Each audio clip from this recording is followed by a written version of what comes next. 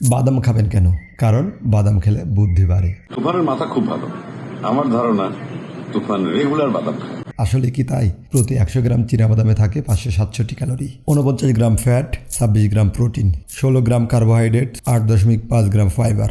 এছাড়া আছে sodium, calcium, iron, potassium, zinc, phosphorus সহ ইত্যাদি উপাদান। চীনাবাদাম খেলে সরাসরি বুদ্ধি বেড়ে যায় এমন কোনো বৈজ্ঞানিক প্রমাণ নেই, তবে এটা মস্তিষ্কের জন্য উপকারী পুষ্টি দেয়, যা মনোযোগ, স্মৃতিশক্তি ও শেখার দক্ষতা ভালো রাখতে সাহায্য করে। চীনাবাদাম কেন উপকারী? কারণ চীনাবাদামে থাকে ভিটামিন ই, যা মস্তিষ্কের কোষ রক্ষা করে। এছাড়া ভিটামিন B3 ব্রেইনের কার্যক্ষমতা ভালো রাখে। প্রোটিন ও হেলদি ফ্যাট মস্তিষ্কের শক্তির উৎস হিসেবে কাজ করে।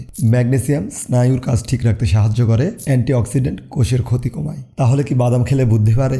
একা শুধু বাদাম খেলে হঠাৎ বুদ্ধি বেড়ে যাবে না, কিন্তু সুষম খাবার, নিয়মিত পড়াশোনা, পর্যাপ্ত ঘুম, ব্যায়াম এগুলোর সাথে বাদাম খেলে মস্তিষ্ক ভালো রাখতে সাহায্য করে। কতটুকু খাওয়া ভালো? 1 মুঠো বা 20 থেকে 30 গ্রাম প্রতিদিন খাওয়াই যথেষ্ট হবে। কাঁচা বা ভেজে খেতে পারেন, তবে অবশ্যই লবণ ছাড়া খাবেন। অনেকে শুধু প্রোটিনের জন্য চীনাবাদাম খেয়ে থাকেন, এটা করবেন না, কারণ চীনাবাদামে পর্যাপ্ত প্রোটিন থাকলেও এতে অনেক বেশি পরিমাণে ক্যালোরি থাকে, যা ওজন বাড়িয়ে দিতে পারে। ফলো করতে পারেন। আমরা একসাথে ফিট থাকবো ইনশাআল্লাহ।